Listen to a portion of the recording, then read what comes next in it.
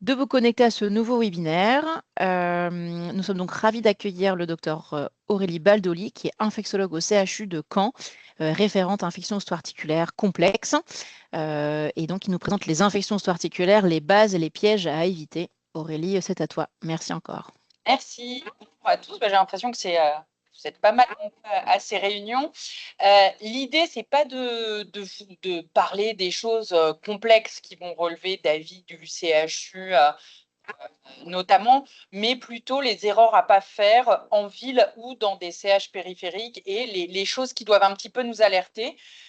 Donc en fait, et qui peuvent conduire surtout à un avis infectiologique. Je vais surtout baser mon topo sur deux cas cliniques, un autour d'une infection de prothèse et un autour en fait des infections du pied diabétique, parce que c'est quand même quelque chose qu'on voit régulièrement en ville ou à l'hôpital, et de savoir ce qu'il faut faire ou pas faire. Alors surtout parce qu'en fait, finalement, les diabétiques, il y a quand même 3 en 2023, donc il y a 3 ans, mais c'est les dernières données, quasiment 4 millions de patients diabétiques, et vous voyez, il y a quand même globalement 1 sur 4 quasiment qui est hospitalisé pour une plaie diabétique, et parmi eux, vous en avez 271 000 qui finissent avec une amputation du membre inférieur. C'est pas tout le membre, en génération c'est un orteil, et puis ça comprend les transmétatarsiennes. Donc c'est vraiment quelque chose finalement d'assez fréquent. Il faut savoir que les gens qui ont globalement des ulcères du pied diabétique, ils ont une neuropathie. Et dès qu'on a une neuropathie avec un ulcère du pied diabétique, dans 50% des cas, il y a eu une AOMI. Et on sait que quand on a un ulcère du pied diabétique, la guérison à 1 an, vous voyez, c'est moins de 50%. Et dans 20% des cas, ça conduit à une amputation. Donc, c'est vraiment une pathologie, les plaies du pied diabétique, qu'il faut prendre en charge rapidement en prenant, bien évidemment, en compte tous les facteurs, AOMI, les appuis, etc. Mais moi, je vais vraiment parler du côté infectiologique, pas de la prise en charge pluridisciplinaire. Alors, on a eu des nouvelles guidelines sur la prise en charge des pieds diabétiques, aussi bien des infections que des différents paramètres, qui sont parus en 2023 sur la SPILP, donc français, et qui se basent en fait sur les guidelines un petit peu internationales. Et donc, l'infection du pied diabétique, c'est avant tout un diagnostic, on va dire, qui est clinique, qui paraît logique, mais je viens quand même en reparler les symptômes. Donc, c'est l'œdème, un peu d'érythème autour de la plaie, chaleur locale et éventuellement une présence de pus. Et en fait, une fois que vous avez la plaie diabétique, ce qui est important, c'est de définir sa classification, sa gravité, en fait, parce que la prise en charge est un petit peu différente. Donc, vous avez le grade 2, c'est l'infection légère, c'est pas de signes généraux, c'est vraiment très limité à la peau sur le contour de la plaie. Vous avez le grade 3, qui, au contraire, lui, c'est pas de signes généraux, et vous avez l'érythème qui commence à s'étendre, et vous pouvez avoir une atteinte des structures adjacentes.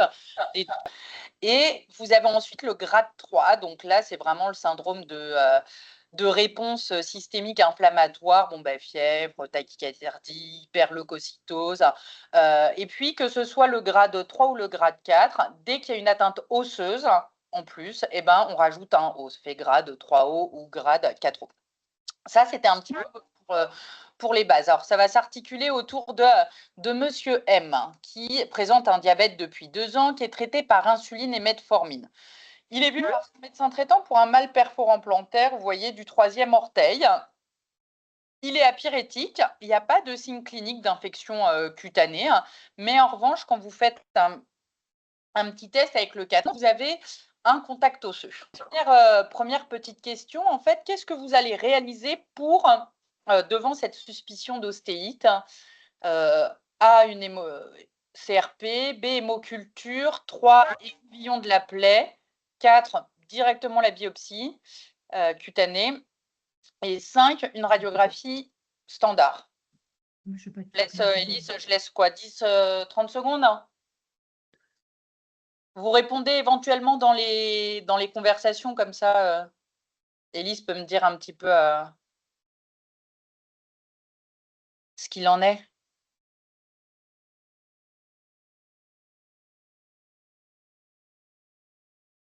Tu as des réponses? Oui, pardon. On a radio, ABE, Donc CRP, hémoculture, radiographie standard. La radio tient le haut du pavé, la CRP aussi. Ok. Donc on a 3 radios et une CRP. Et 2 CRP, pardon. Non, 3 radios et 3 CRP. Ouais. Ok, alors globalement, si vous avez une suspicion voilà, d'ostéite, là je vous disais que le patient il était apyrétique et pas du tout de signe inflammatoire. Donc l'hémoculture n'a pas du tout là sa place. Et en fait, ce qui va permettre de diagnostiquer l'ostéite, ça va être la radio et la clinique. En fait, la CRP, on l'a fait facilement, mais en fait, ça ne va pas du tout confirmer votre diagnostic et ça ne va pas non plus là changer votre prise en charge. En fait, pour là confirmer le diagnostic, il y a les signes cliniques. Donc, ça va être la plaie chronique de plus de 2 cm², l'orteil saucisse très inflammatoire qu'on peut voir et surtout le test du contact osseux qu'il faut très facilement faire avec un petit cathlon où vous sentez une structure un peu dure et granuleuse. Globalement, quand vous avez contact osseux, ça veut dire ostéite sous-jacente. Et puis après, évidemment, vous avez une ostéite si vous voyez l'os au travers. Et donc, en fait, ce qui permet de faire vraiment le diagnostic, ça va être la clinique. Et en première intention, ce qu'on va demander, c'est des radios. Et ça, c'est les radios du patient où vous voyez qu'il y a vraiment une ostéolyse de la 3e phalange qui est entourée en rouge et qui est complètement rongée. Il en reste plus que la moitié. Et puis parfois, les autres signes, vous pouvez avoir des petits bouts d'os autour dévitalisés. Vous pouvez avoir les réactions du périoste. Alors, c'est quand même surtout sur des os un petit peu plus gros. Alors, quoi faire si votre radio est normale? Parce que parfois, ça peut tout à fait arriver. Et alors que vous avez un contact osseux, ça ne veut pas dire que vous n'avez pas d'ostéite. Le contact osseux signe quand même globalement l'ostéite, c'est juste que vous pouvez avoir une ostéite débutante. Et dans ce cas-là, il faut réitérer les radios 2 à 4 semaines après. Et si elles sont de nouveau normales, que pour un autre patient, celui-là, vous suspectez quand même fortement une ostéite, je ne sais pas, parce qu'il a des infections qui récidivent, mais vous n'avez jamais eu le contact osseux, eh bien, il faut demander à partir de là des examens complémentaires. Alors, IRM, c'est notamment plus informatif quand vous avez des pieds de Charcot parce que ça permet, avec des bons radiologues, de différencier ce qui peut être de l'ostéite ou ce qui peut être une poussée en fait de pieds de Charcot, qui n'est pas toujours, même pour moi, il me faut un radiologue expérimenté pour le dire. Vous avez le scanner quand même pour les ostéites, on va dire standard, qui est beaucoup plus rapide à avoir. Et le PET scanner, alors là, c'est vraiment à l'extrême, c'est dans les recommandations, mais globalement, on le fait rarement pour un pied diabétique. Globalement, ça a surtout son intérêt si le PET est négatif, où là, ça élimine clairement l'infection osseuse. Alors, votre patient, est-ce qu'il faut l'hospitaliser? Oui ou non? Tu laisses pareil, tu laisses une vingtaine de secondes, si ça te va. Ouais, j'attends. Pour l'instant, pas de réponse. On me dit plutôt non. Ça va. Bon, il n'y a que des noms, il n'y a que des noms. Voilà. Non, mais c'est pas toujours évident, je pense, pour les médecins en ville ou de savoir quand hospitaliser ou pas hospitaliser, surtout si on se dit qu'il y a une ostéite. Globalement, quand est-ce qu'il faut l'hospitaliser? Évidemment, si vous avez, là j'ai mis une photo, une dermohypodermite qui évolue très rapidement, des bulles, l'impression qu'il y a un abcès sous-jacent, des taches de nécrose, de la fièvre, bien évidemment. Et quand vous avez un bilan biologique plutôt perturbé avec une hyperleucocytose, une insuffisance rénale aiguë, une acidose métabolique ou une décompensation complète du diabète. Mais en fait, l'infection, ça c'est un message clé, l'infection osseuse en tant que telle n'est pas une indication à hospitaliser et parce que nous, c'est ce qu'on voit quand même parfois arriver aux urgences juste parce qu'il y a un contact osseux. Donc, maintenant que... alors, je suis désolée, ce n'est pas biopsie cutanée que je veux mettre, c'est biopsie osseuse. L'ostéite, elle est confirmée. Vous n'avez pas d'infection des parties molles. Quel examen faire pour avancer dans la prise en charge?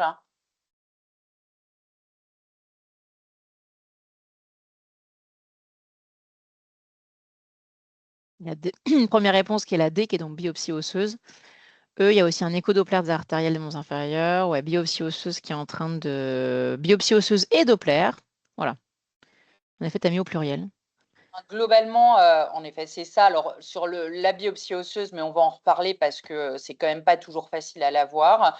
Et l'écho-doppler artériel, bien évidemment, pour prendre la prise en charge, on va dire, de manière globale pour faciliter la cicatrisation. La CRP, ça ne sert à rien dans l'avancée. Les hémocultures non plus parce qu'il n'a pas de fièvre, pas d'infection des tissus mous. Et l'écouvillonnage de la plaie, on essaye ce n'est pas recommandé globalement de la faire parce qu'en fait, vous allez souiller votre prélèvement avec toutes les bactéries présentes sur la peau.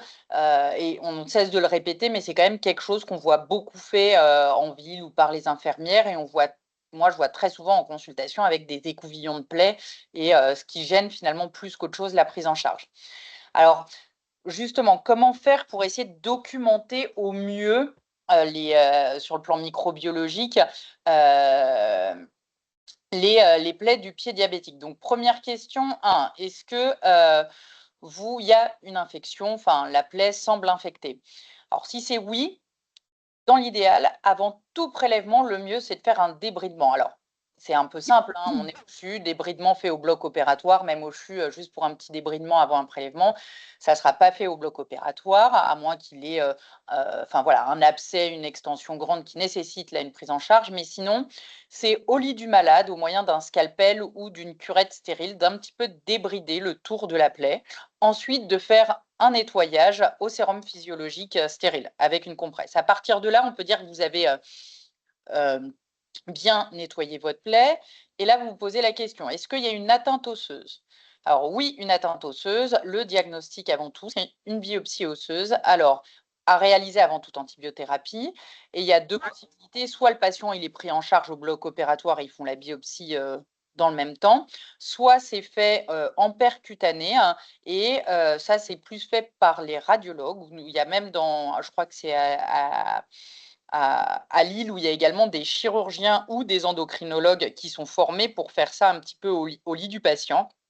Et ça ne doit pas se faire à travers la plaie, la biopsie osseuse, ça doit se faire à côté au niveau de la zone saine pour pas justement que les prélèvements soient contaminés avec la flore au niveau de la plaie. L'idéal, c'est de faire ça, on va dire, après une fenêtre de 15 jours d'antibiotiques. Alors, on dit généralement 15 jours, mais il n'y a pas de vraie étude sur une durée optimale. En fait, c'est pas connu, on dit 15 jours de manière générale, quelle que soit l'infection ostéo-articulaire. Donc, on essaye de faire ça. Il y a rarement, généralement, une extrême urgence à faire la biopsie osseuse, donc ça peut prendre le temps d'être organisé avec un radiologue en ville ou sur certains centres hospitaliers qui en font. Par exemple, en Basse-Normandie, il y a le CHU qui en fait, mais il y a également Bayeux qui fait des biopsies par les radiologues. Finalement, difficile de faire votre biopsie osseuse, personne n'est compétent, ou il n'y a pas d'atteinte osseuse, mais vous avez quand même l'impression qu'il y a une collection un peu liquidienne sous-jacente, mais qui n'est pas majeure. Eh bien, vous pouvez faire une ponction, hein, avec une aspiration sans passer à l'intérieur de la plaie. En fait, il faut piquer sur le pourtour de la plaie en zone saine et ensuite essayer d'aspirer si vous avez du liquide. Et ça, c'est quelque chose qui peut être fait en chambre par n'importe quel globalement médecin. Soit ensuite, il n'y a pas de collection, on va dire, à ponctionner, et vous avez quand même qu'il y a une atteinte profonde. Donc l'atteinte profonde, c'est le derme, l'hypoderme. Et bien, en fait, ce qu'il faut faire, c'est prendre un petit punch à biopsie cutanée, exactement comme les dermatologues, et faire une biopsie sur le versant cutané des berges de la plaie. Sans oublier, enfin, quand ça doit être fait, c'est après la toute première étape qui est le débridement, hein. Et ensuite, vous envoyez ça en microbiologie. Et enfin, s'il n'y a pas d'atteinte profonde, mais c'est que quelque chose de superficiel, le curetage écouvillonnage, c'est pas l'écouvillon que vous mettez dans la plaie comme que je disais avant, c'est après avoir fait la petite détertion et nettoyé, vous prenez une petite curette de chirurgien et vous grattez à la base de l'ulcère avec la curette stérile. Et ce que vous récupérez, vous l'envoyez en microbiologie. Donc, en fait, c'est vraiment des choses qu'on n'a vraiment pas l'habitude de faire, mais qui font partie des guidelines, et d'essayer au maximum de ne pas mettre des antibiothérapies large spectre, enfin, pas large spectre, mais des antibiotiques biothérapie, pardon, à l'aveugle, test, parce qu'on n'arrive pas à voir les examens. Finalement, si la biopsie osseuse, vous ne l'avez pas, il y a quand même toujours un des autres moyens que j'ai cités pour essayer d'avoir une documentation. Donc finalement, le patient, il est hospitalisé en HDJ pour échodoppler et biopsie osseuse. La biopseuse, elle est réalisée et donc le médecin qui le voit en HDJ débute roséfine et métronidazole. Quelle est votre attitude? A. Poursuite des antibiotiques jusqu'à réception des résultats. B. Je switch par de la clindamycine. C. Je switch par de l'augmentin. D. Je switch par de la piperacilline tazobactam. E. J'arrête les antibiotiques et j'attends les résultats. Attends, pour l'instant, pas de... Ah, on me dit poursuite de l'antibiothérapie jusqu'à réception des résultats ou arrêt des antibiotiques. Attends, il y a plusieurs teams là. J'avais que 3 votants pour l'instant. N'hésitez pas à voter, hein. On s'intéresse vraiment aux réponses. Ah, c'est vraiment ça. C'est soit A, soit E. Donc, c'est vraiment poursuite de l'antibiothérapie ou alors j'arrête les antibiotiques. Il y a vraiment il y a les deux quasiment. C'est quasiment égalité. Eh bien, la réponse était la E. En fait, là, il n'y a pas d'urgence à débuter de l'antibiothérapie parce que le patient n'a pas d'infection des parties molles, hein, en fait. Hein. Donc, à attendre les résultats, des fois, qui peuvent mettre une semaine à arriver, hein, voire même un peu plus en fonction des germes, vous risquez surtout, en fait, de l'exposer à une antibiothérapie, on va dire inutile ou qui ne marche pas et de l'embêter avec des intraveineuses, alors que, il ne faut pas le garder hospitalisé. Et en fait, ce qu'il faut, c'est le faire rentrer chez lui, arrêter et le revoir avec les antibiotiques. Globalement, dans la seule indication pour laquelle on débute des antibiotiques en cas de, on va dire, d'ostéite ou d'infection du plaie diabétique, c'est si il y a une infection de la peau et des tissus mous.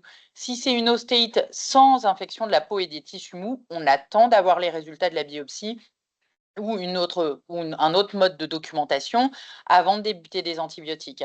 Comme l'antibiothérapie locale, fusidine, etc., ce n'est pas recommandé, c'est pas ce qui est efficace.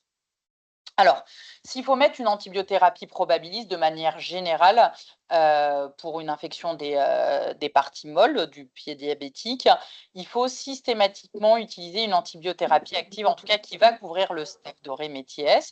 Si la plaie est récente, c'est-à-dire moins de 4 semaines, c'est principalement contre le staph et le streptocoque.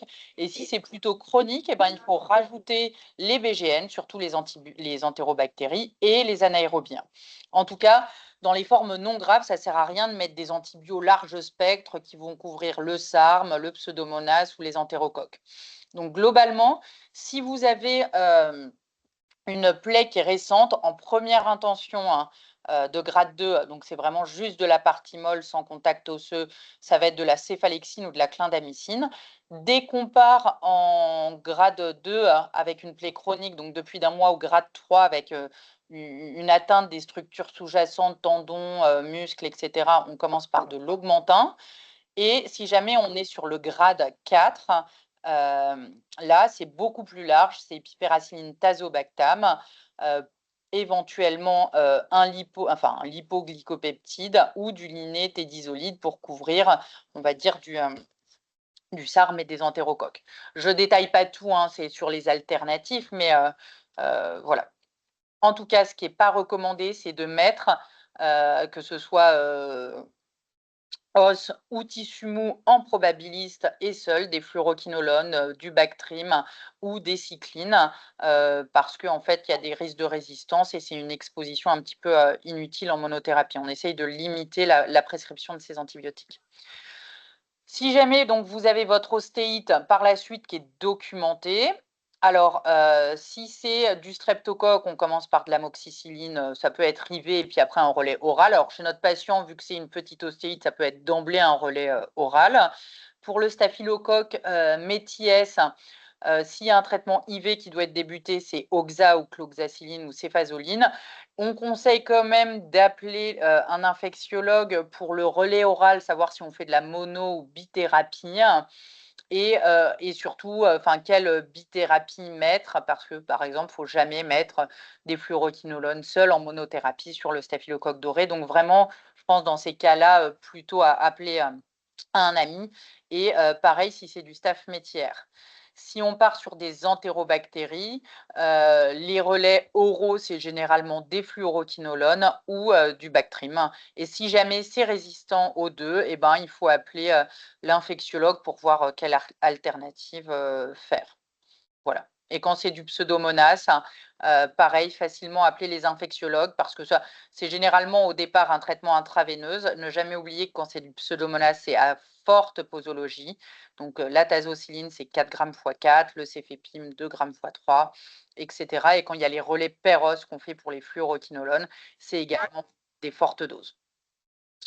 Finalement, vous voyez votre patient un an plus tard pour l'autre pied. Là, vous avez un tableau d'ostéoarthrite avec une infection des parties molles. Vous avez le contact osseux, il est fébrile. Et puis, quand vous regardez la radio, vous avez quand même une destruction articulaire de la MCP, qui est de la luxe, qui est quand même plutôt importante. Quelle va être votre prise en charge? Vous organisez en urgence une biopsie osseuse avant les antibiotiques. Vous débutez les antibiotiques et organisez dans les 48 heures une biopsie osseuse.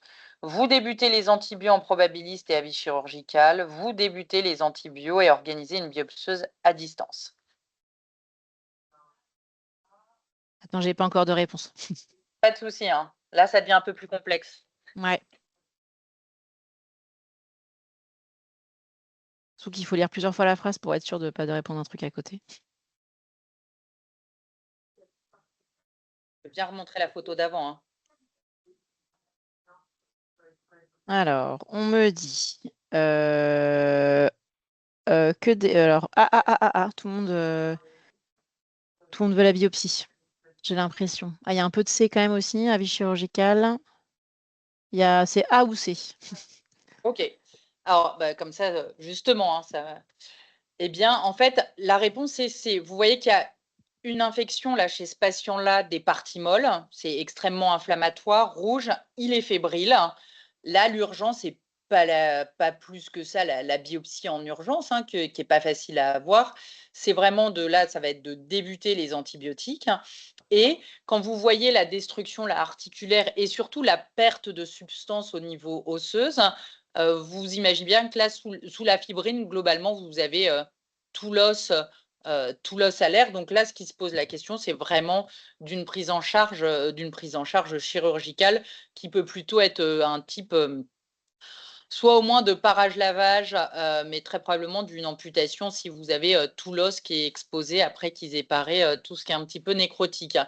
C'est vraiment ce que je vous disais, hein, le seul moment où vous débutez les antibiotiques en probabiliste, ça va être si vous avez une infection des parties molles et fébriles. En fait, si vous avez, je vais y revenir après, mais si vous avez une infection des parties molles et une ostéite, globalement, vous débutez les antibiotiques. S'il y a besoin d'une prise en charge chirurgicale, vous faites la prise en charge chirurgicale. Mais imaginons qu'il n'y a pas besoin de prise en charge chirurgicale. Eh bien, en fait, on organise dans un second temps la biopsie. Si je reprends, on revoit ce patient-là encore un an plus tard pour le premier pied. Imaginez que c'est toujours le troisième orteil qu'on avait vu au tout début. Hein. Et en fait, il a un contact osseux et l'orteil et saucisse tout rouge. Est-ce que là, quelle va être votre prise en charge?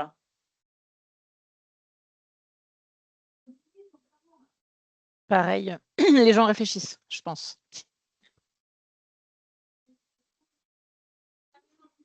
Il y a un C pour l'instant, pardon.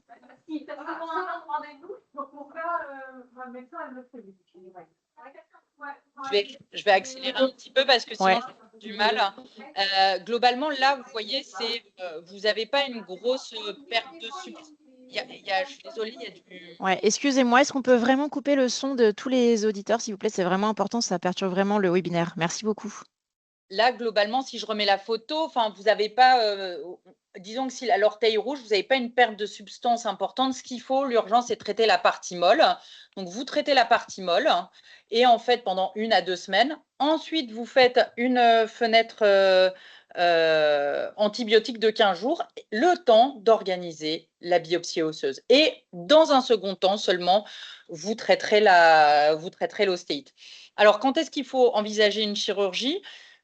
Quand il y a une infection compliquée des tissus mous, abcès, nécrose, gangrène, syndrome des loges. Et sinon, c'est quand vous avez des lésions osseuses qui peuvent être très étendues, hein, comme on a vu tout à l'heure, où globalement, on se doute que le traitement médical seul ne marchera pas. C'est un petit peu là ce que je mets. Après, parfois, c'est un traitement médical du début d'ostéite et finalement, il n'y a aucune amélioration. Et dans ce cas-là, il faut envisager le traitement chirurgical par la suite. La durée, des ostéites de pieds diabétiques, soit c'est une infection des parties molles, en tout cas c'est 7 à 10 jours d'antibiotiques, ça logique. Soit vous avez une ostéite sans traitement chirurgical, c'est 6 semaines. Si vous avez une amputation complète en zone saine, c'est 5 jours. Et si c'est pour traiter, on va dire, un peu de la partie molle, si c'est une amputation qui n'est pas en zone saine, donc il faut toujours demander au chirurgien éventuellement de faire des prélèvements en zone saine. Si les prélèvements sont possibles, sont positifs, eh ben, c'est une durée de 3 semaines. Voilà. De toute façon, la prise en charge du patient diabétique fait quand même, et c'est plutôt pluridisciplinaire et ça fait intervenir quand même pas mal de spécialistes. Alors, je passe sur les infections, sur les prothèses. Cette fois-ci, vous avez un patient de 63 ans, diabétique, prothèse totale de genou droite il y a 1 an. Et en fait, il y a 15 jours, il a fait une dermohypodermite de la jambe droite qui est partie des orteils. Et il a été traité par 7 jours d'Amox. Et depuis 2 jours, genou douloureux, patient fébrile et il a 50 de CRP.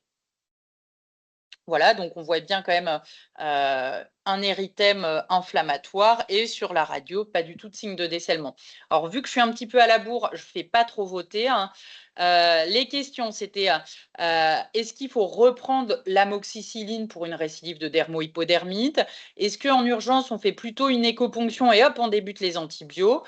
Est-ce qu'on fait plutôt les componctions, on appelle le chirurgien, ou on se dit qu'on a le temps et on fait l'écho en externe? Alors en fait, l'urgence, ça va être l'écoponction pour voir s'il y a du pus et documenté, hein, et surtout appeler le chirurgien parce que là, vu le tableau, on se doute que la prothèse d'en dessous est infectée, hein, et que ce n'est pas les antibiotiques qui vont régler le problème. En fait, quand vous avez une suspicion ou une infection de prothèse sous-jacente, ce qui est très urgent, c'est le début des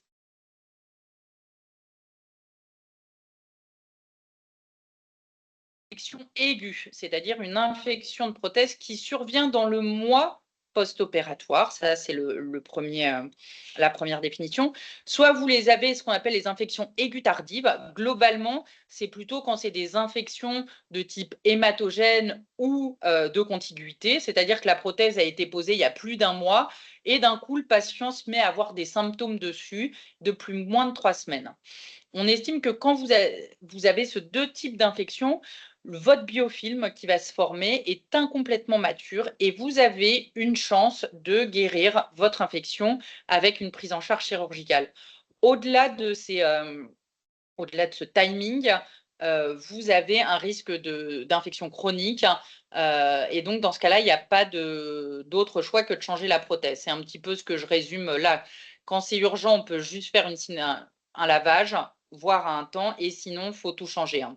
Parce que notre gros problème, c'est le biofilm. En fait, quand vous avez une contamination bactérienne, les bactéries vont venir se adhérer à la surface de l'implant et elles vont produire une sorte de matrice extracellulaire dans lequel, en fait, elles vont proliférer, hein, et ensuite se détacher et aller recontaminer à côté et puis, on va dire, ronger un petit peu l'os autour. Et une fois que ce biofilm, il est formé, les antibiotiques ne marchent pas. En fait, le seul moyen de guérir l'infection, c'est de changer la prothèse. Et on estime, on met un cut-off à peu près à 1 mois la forme pour que ce biofilm soit mature et que ce soit, on va dire, un petit peu irréversible.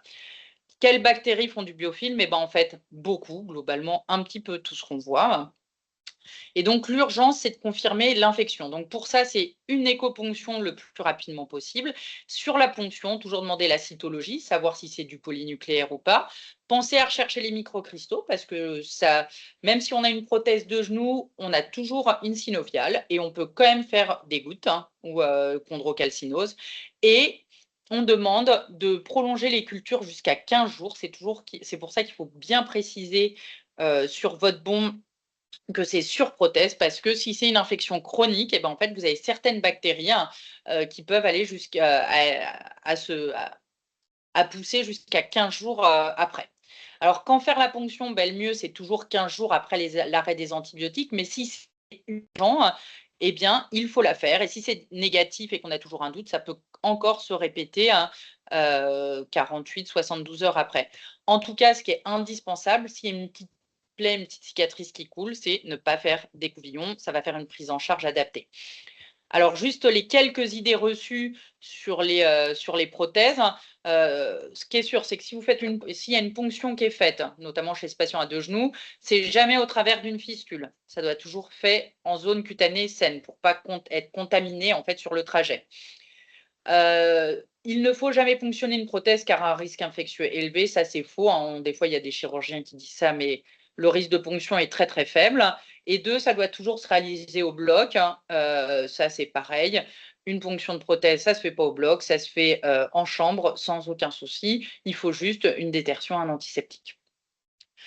Alors, en cas de suspicion de sepsis aiguë, en fait, il n'y a pas d'indication à faire une IRM, un scanner, une scintigraphie. En fait, une radio standard pour être sûr que ce n'est pas quelque chose de chronique avec un décèlement. Mais ensuite, ce qu'il faut, c'est documenter ou confirmer l'infection. Et ce n'est pas l'IRM, vu les délais, ou le scan qui vont permettre de faire le diagnostic. On va uniquement faire éventuellement un scanner si il y a une énorme voussure et que vous suspectez un abcès sous-jacent.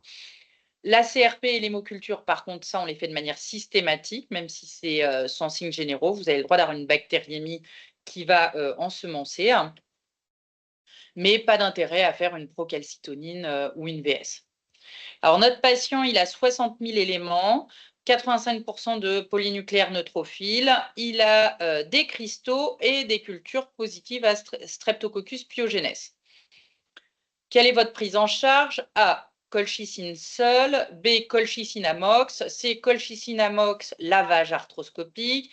C. Colchicine lavage arthrotomique avec changement du polyéthylène et amoxicilline. La réponse, Élise? Bah, ça serait bien. Alors, je sais pas si j'ai mis la colchicine, moi. J'aurais peut-être attendu. Je sais Moi, pas. bon, j'en aurais mis, mais globalement, Ouais, c'est vrai. Moi, je sais pas, je me pose la et question. non, mais ça se discute. De toute façon, je l'ai Ouais. mis pour toutes. Mais globalement, pour les infections précoces sur prothèse, c'est une prise en charge médico-chirurgicale. Globalement, pour les prises en charge chirurgicales, vous avez 2 types. Soit ça va être un lavage et un changement du polyéthylène, soit ça peut, si la prothèse est récemment posée et qu'il n'y a pas de ciment, de faire d'emblée un changement en un temps. Le lavage arthroscopique n'a pas sa place parce qu'en fait, vous ne pouvez pas changer les pièces mobiles et vous ne pouvez pas faire le chirurgien ne peut pas faire de synovectomie étendue et donc vous êtes à risque majeur d'échec. S'il y a une prothèse sous-jacente qui doit être lavée, c'est par voie arthrotomique avec un changement du polyéthylène. Si par exemple il y a un lavage arthroscopique, vous êtes à moins de 10% de chances de guérison si vous ne changez pas le polyéthylène. Alors le polyéthylène, c'est la partie qui s'articule entre les 2 parties de la prothèse, par exemple, entre la partie fémorale et la partie tibiale, vous avez une sorte de petit insert, un peu en plastique, en polyéthylène, qui se change. Et vous voyez, si on ne le change pas, on est entre 35-40% de chance de guérison, et si vous le changez, plutôt autour de 70. Donc, c'est vraiment indispensable de faire un lavage arthrotomique avec changement du polyéthylène. Et on voit également que quand c'est par un mode de contamination hématogène, eh ben, le risque, les chances de guérison sont plus faibles que quand c'est du post-opératoire.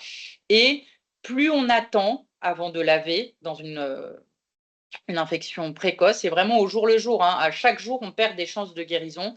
Et vous voyez que quand on est à moins de 7 jours, eh ben, on a plus grande chance de guérison que quand on est à plus de 7 jours.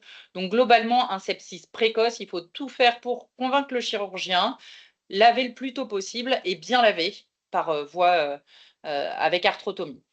En ce qui concerne l'antibiothérapie, si jamais vous n'avez pas de documentation et que c'est fistulisé, eh bien, en post-opératoire, il faut mettre une antibiothérapie large spectre. Donc, un anti-BGN, ça va être de la tazocilline, cefepime ou Fortum, qui couvrira également le pio. Et sinon, c'est un antigramme plus métière, et ça peut être de la daptomycine à la posologie de 10 mg kg, surtout pas moins, de la vancomycine, mais qu'on fait beaucoup moins, ou du linezolide éventuellement. Et ensuite, on a une réévaluation pour un relais Péros. Quand débuter les antibiotiques, donc pas d'urgence, sauf si choc septique ou bactériémie, d'accord. Même s'il a une arthrite, il faut attendre le bloc opératoire. S'il n'a pas de fièvre, ça ne sert à rien de débuter avant. On risque de négativer si vous n'avez pas de documentation. Et ensuite, on adapte. Par la suite, est-ce qu'il faut mettre des traitements anti-biofilms comme la rifampicine? Eh bien, c'est clairement montré que pour le staphylocoque, on a plus de risques d'échec si on anti-biofilm après dans le relais Péros. En revanche, c'est beaucoup moins statué pour les autres streptocoques ou coq gram plus. Et pour les fluoroquinolones, eh ben, eux, ils ont une activité plus connue anti-biofilm sur les BGM. Juste, Aurélie, ça a coupé quand tu dis donc le fait de ne pas mettre de rifampicine sur une infection à staphylocoque serait un facteur de mauvais pronostic. Donc, c'est Exactement. intéressant de mettre de la rifan. Voilà. Comme ça a coupé quand tu as parlé, c'est pour ça. Pas de souci. Il faut en mettre pour les sepsis précoces. Là, c'est plutôt pour un petit peu pour vous, les relais, quand c'est du staph, c'est lévorifan. Pour les BGN, c'est plutôt des fluoroquinolones.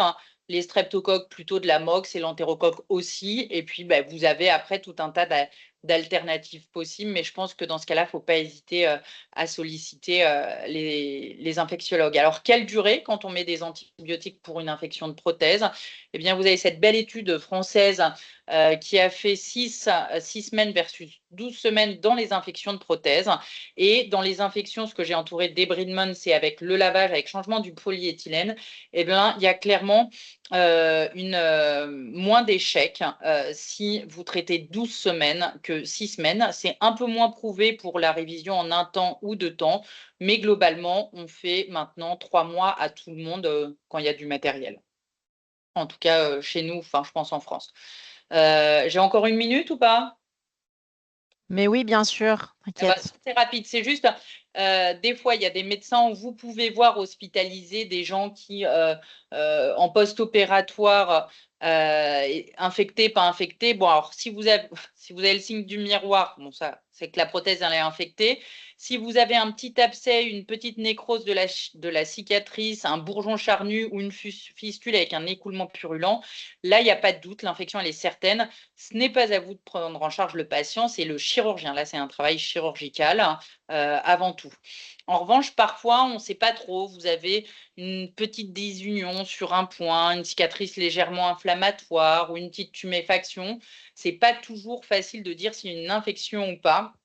Donc, dans ce cas-là, il ne faut pas hésiter à discuter des ponctions articulaires, de surveiller de manière rapprochée la cicatrice et la CRP pour voir une cinétique. En tout cas, ce qu'il faut, c'est jamais dans les infections possibles débuter des antibiotiques pour des parties molles. Ça risque justement de tout décapiter et de faire un retard en fait diagnostique. Pensez surtout à prévenir son chirurgien pour qu'il le revoie et ne pas hésiter à contacter les infectiologues. Donc, mes petits take-home messages, c'est globalement essayer de documenter avant toute antibiothérapie, ne pas faire d'écouvillonnage, répéter les examens en cas de doute. L'urgence, quand il y a une prothèse ou un matériel sous-jacent, une plaque d'ostéosynthèse, c'est de diagnostiquer si c'est une infection précoce pour conserver le matériel. Retenez que la durée des antibiotiques, du matériel 3 mois, pas de matériel 6 semaines, et sauf chez le pied diabétique, où parfois ça peut être 3 semaines si c'est une amputation qui n'est pas en zone saine. Et surtout, demandez les avis auprès de vos infectiologues ou des cryoacs. Pour la Basse-Normandie, on a les téléphones d'avis ou on a les avis Omnidoc. Et en Haute-Normandie, il y a aussi les mails et le téléphone.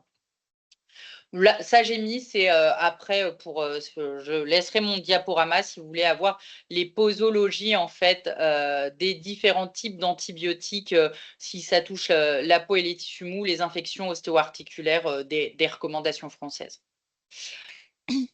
Merci beaucoup. Est-ce qu'il y a peut-être des questions dans la discussion? Si on a dépassé un petit peu, mais les questions, ça prend plus de temps. Il y avait une question, le collègue est parti, mais je vais quand même te la poser, Aurélie. C'est comment avoir une biopsie osseuse sans faire hospitaliser le patient?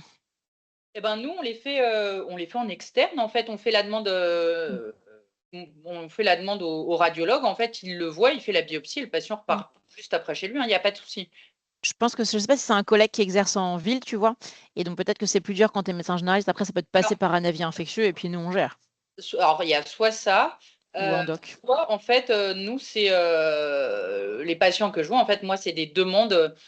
Je demande comment ça s'appelle, une biopsie osseuse et le radiologue Mm. convoque le patient. Donc ça peut être fait par le radiologue en fait. Il faut Oui. limite remettre l'ordonnance au patient. Merci de faire une Mm. biopsie machin.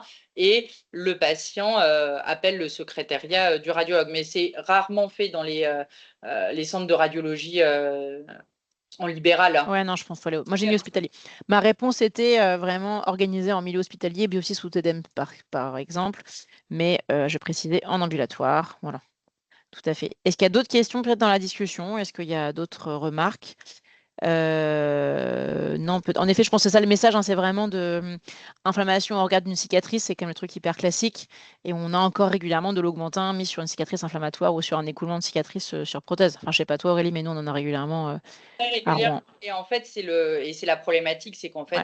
fait, c'est surtout ça, il y a un retard de prise en charge. Ah, on me Mm. dit, Hélène Roger, euh, le CHU refuse de faire les biopsies sous radio pour. Ah là là là là là là, j'arrive pas à lire la suite. Alors en fait, biopsie sous radio pour les patients de Cherbourg et les radios de Cherbourg ne font pas faute de matos et de temps. Aïe. Ah, donc pas de biopsie à Cherbourg. Tu veux Hélène, pas apprendre à les faire, Hélène? eh ben Hélène, enfin, Ouais, bah, après c'est une discussion qu'on devrait avoir, mais ouais, ouais. c'est un peu rageant. Sinon, c'est Bayeux, c'est Ah oui. Livio Florescu qui fait à Bayeux. Et Non, il ça est. va bien. On va les envoyer à Bayeux. Tu veux Mais pas non, apprendre à faire les biopsies osseuses, Hélène? non, mais enfin, après, c'est des petites guéguerres de ne pas avoir Oui. tout. Mais Liviu Florescu en fait, sûr.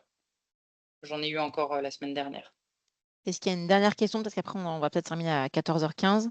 Une dernière pour la route. Sinon, s'il n'y a pas de questions, merci beaucoup à tous et surtout merci à Aurélie de nous avoir fait un panel assez intense sur les infections auto-articulaires, mais donc pieds diabétiques et infections de matériel.